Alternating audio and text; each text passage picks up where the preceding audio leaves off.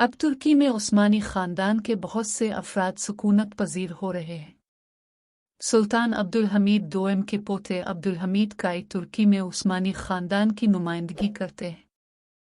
खिलाफत उस्मानिया के ख़ात्मे के बाद उस्मानी मलकाएं और शहजादियां किस के घरों में बर्तन मांजती रही और शहजादे किस हालत में और कुन जगहों पे भीख मांगते फिरते रहे ताकि अपना गुजर बसर कर सकी। सल्तनत उस्मानिया टूटने के बाद उस्मानी ख़ानदान के साथ क्या सलूक किया गया। अदगरुल गाजी और उस्मान गाजी की औलादें इन दिनों है कहाँ पर और किस हालत में हैं। आज का यह वीडियो आपका दिल दहला देगा, क्योंकि इस वीडियो में आपको वो कुछ बताया जाएगा कि आपका दिल मोम हो जाएगा। कहाँ अपने अदगरुल गाजी और उस्मान गाजी की ताकत के किस्से सुने और ड्रामा सीरीज देखी जो कि खून गर्मा देती हैं। कहाँ अब सब ने सल्तनत उस्मानिया का दुनिया भर में रूब और दबदबे की हुकूमत देखी, जहाँ बड़ी बड़ी ताकतों ने उस्मानियों के सामने घुटने टेक दिए। और फिर अब सब ने सुल्तान मोहम्मद फ़ातेह और सुलेमान अली शान के तारीख़ी फतूहात के किस्से तो ज़रूर सुने होंगे, जो कि ज़्यादा दौर की बातें भी नहीं हैं, लेकिन आपको उन तारीख़ी हीरोज़ की करोड़ों मुरब्बा किलोमीटर पे फैली हुई रियासत की हालत आपको बताएंगे तो आप हैरान और परेशान भी होंगे, क्योंकि काफ़ी वक्त तक उस्मानी ख़ानदान रहने को कोई झोंपड़ी ढूंढते रहे और खाने के लिए भीख मांगने पर मजबूर हो गए। जी हाँ, हम बात कर रहे हैं नवंबर 1922 की, जो तारीख़ इस्लाम का वो सिया दिन है जब सल्तनत उस्मानिया के ख़ात्मे का बाज़ाब्ता तौर पर आगाज़ हो चुका था। तुर्की में सुल्तान मोहम्मद शशुम की हुकूमत को ख़त्म कर दिया गया और मुस्तफ़ा कमाल पाशा अतातुर्क, जिसे आज मॉडर्न तुर्की के लोग हीरो तस्वुर करते हैं, इनकी हुकूमत शुरू हो गई थी। और सुल्तान मोहम्मद शशुम को नापसंदीदा शख्सियत करार देते हुए मुकबदर कर दिया गया, जो 17 नवंबर को बजरिया बरतानवी बहरी जहाज माल्टा रवाना हो गए थे। इनके बेटे शहजादा मोहम्मद अफंदी अरगरुल भी इनके साथ थे, ताहम बाद अज़ां वो वहाँ से इटली चले गए और उन्होंने ज़िंदगी के आखिरी अयाम इटली पे ही गुजारे। इनकी वफ़ात 1926 को इटली में हुई और उनको दमिश्क में सुल्तान सलीम अव्वल मस्जिद के करीब दफन किया गया। वो जब तक जिंदा रहे उस्मानी ख़ानदान के सरबराह के तौर पे रहे।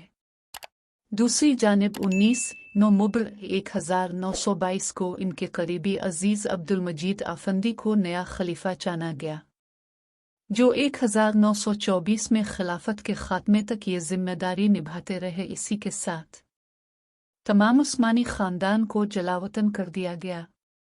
ज़रा सोचिए कि एक ऐसा ख़ानदान जो 600 साल से ज़्यादा के अरसा तक दुनिया के बड़े हिस्से पे हुकूमत कर रहा था, इसी ख़ानदान के लिए इनके अपने मुल्क में जगह तंग हो गई।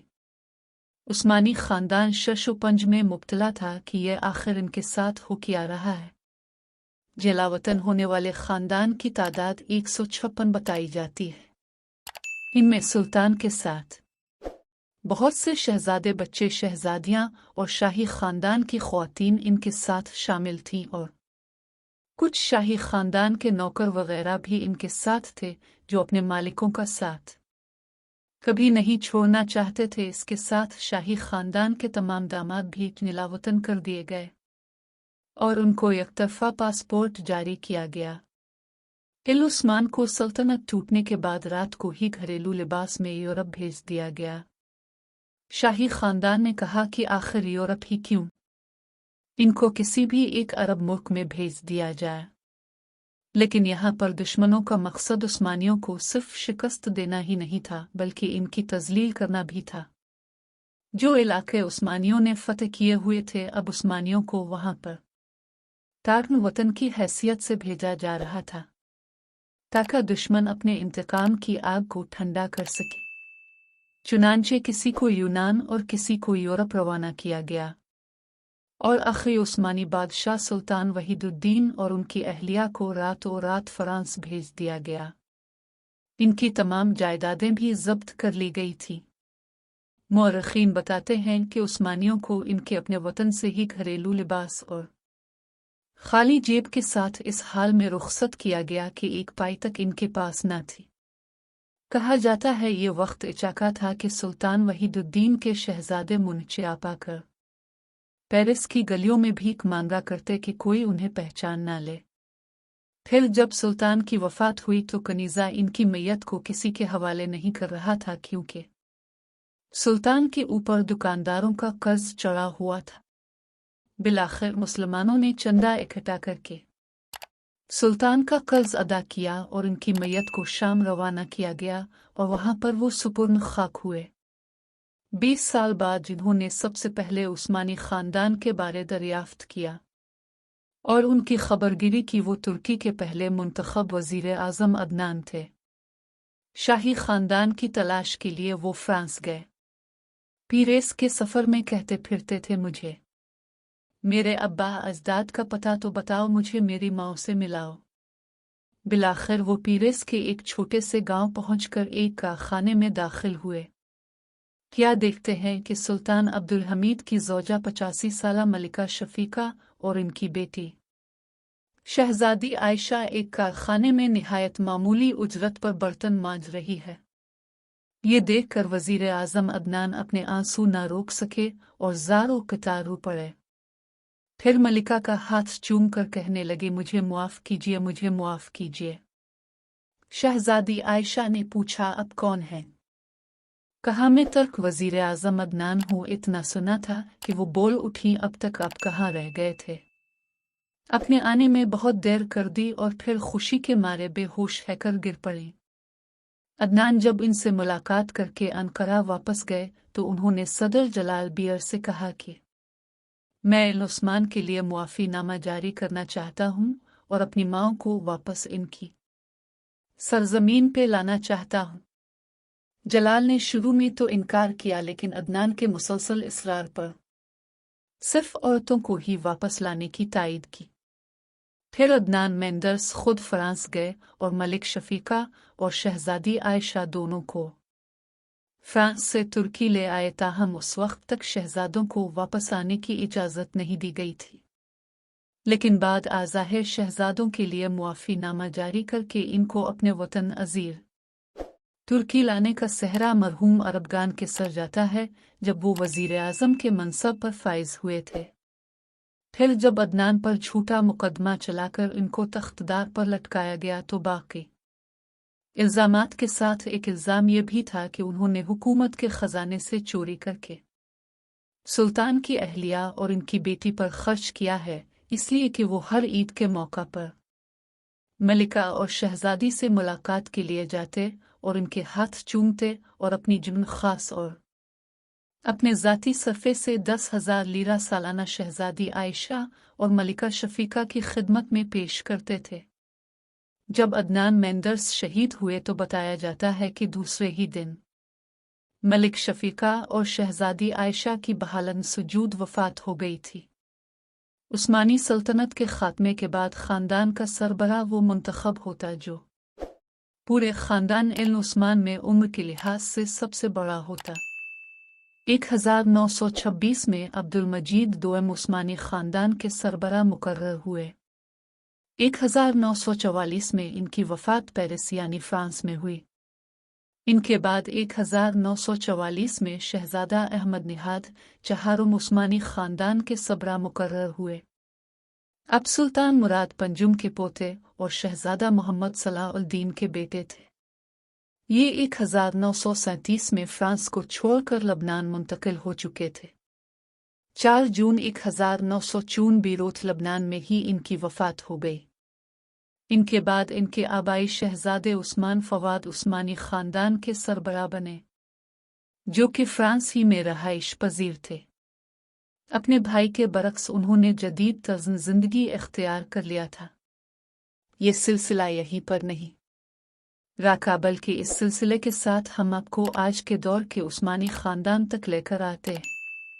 इसीलिए 19 मई 1973 को फ्रांस में ही शहजादे उस्मान फवाद का इंतकाल बीमारी की वजह से बताया जाता है। इनके बाद शहजादा मोहम्मद अब्दुल अजीज़ दोम ख़ानदान उस्मानिया के सरबराह बने। अब सुल्तान अब्दुल अजीज़ अव्वल के पोते और शहजादा मोहम्मद सैफ अल दीन के बेटे थे। ये भी फ्रांस ही में मुकीम थे। इनका इंतकाल फ्रांस में ही हुआ। इनके बाद उस्मानी खानदान के सरबराह शहजादे अली वासे मुकर्रर हुए। आप अहमद निहाद के बेटे थे। आप 1935 में मिस्र में सुकूनत पजीर हो चुके थे और 9 दिसंबर 1983 को मिस्र में ही 80 साल की उम्र में फौत हुए। इनके बाद उस्मानी खानदान के सरबराह शहजादे मोहम्मद अली फरहान दोएम मुकर्रर हुए। अब सुल्तान अब्दुल हमीद दोएम के पोते और शहजादे मोहम्मद अब्दुल कादिर के बेटे थे।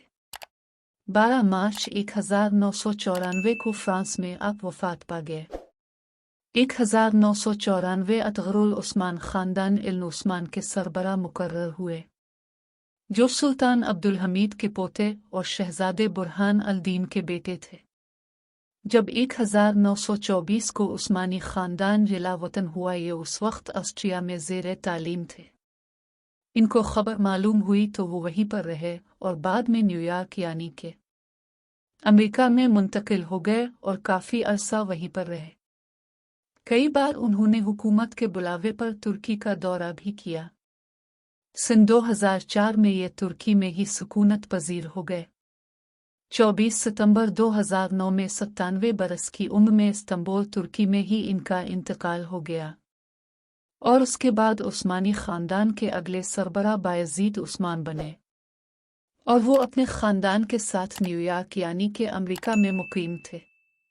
उस्मान बायजीद का 2017 में इंतकाल हो गया और उसके बाद सल्तनत उस्मानिया के आखिरी ताकतवर सुल्तान अब्दुल हमीद सानी के परपोते और सुल्तान के साहिबजादे मोहम्मद सलीम आफंदी के पोते दुमदार अब्दुल करीम उस्मान सल्तनत उस्मानिया के नए सरबराह बने। सल्तनत उस्मानिया के खात्मे के बाद जब शाही खानदान को तुर्की से जिला वतन किया गया था तो दुमदार अब्दुल करीम का खानदान दमिश्क मुंतकिल हो गया था। इनकी पैदाइश 1924 में वहीं पर हुई थी। दुमदार अब्दुल करीम उस्मान 19 जनवरी 2021 तक सल्तनत उस्मानिया के सरबराह रहे और 90 बरस की उम्र में दमिश्क में इनका इंतकाल हो गया। दुमदार अब्दुल करीम के बाद इनके 88 साला हारून शाही खानदान के नए सरबराह बने। हारून उस्मान 1974 में तुर्की लूटे थे और उस वक्त इस्तांबुल में ही मुकीम हैं। अब तुर्की में उस्मानी खानदान के बहुत से अफराद सुकूनत पजीर हो रहे हैं। सुल्तान अब्दुल हमीद दोएम के पोते अब्दुल हमीद काई तुर्की में उस्मानी खानदान की नुमाइंदगी करते हैं। यह खानदान आज भी जिंदा है और मुख्तलिफ ममालिक में मुख्तलिफ जगहों पर रह रहा है, जिनमें अमेरिका, बल्गारिया, हंगरी, फ्रांस और मिस्र वगैरह शामिल हैं। आप लोग अब यहाँ पर एक बहुत ही अहम सवाल का जवाब हमें बताइएगा कि माजी में जिस तरह से उस्मानी खानदान ने एक तारीख साज सल्तनत कायम की थी, तो इस सुनहरी दौर को देखते हुए आज के दौर में इस खानदान के शहजादों को दोबारा से तुर्की में वापस लाना चाहिए या नहीं? कमेंट करके ज़रूर बताइएगा। अगर लिखने में कोई कमी बेशी हो गए हो तो इग्नोर कर दीजिए। शुक्रिया। मिलते हैं अगले वीडियो में, तब तक अपना ख्याल रखिएगा। अल्लाह हाफिज।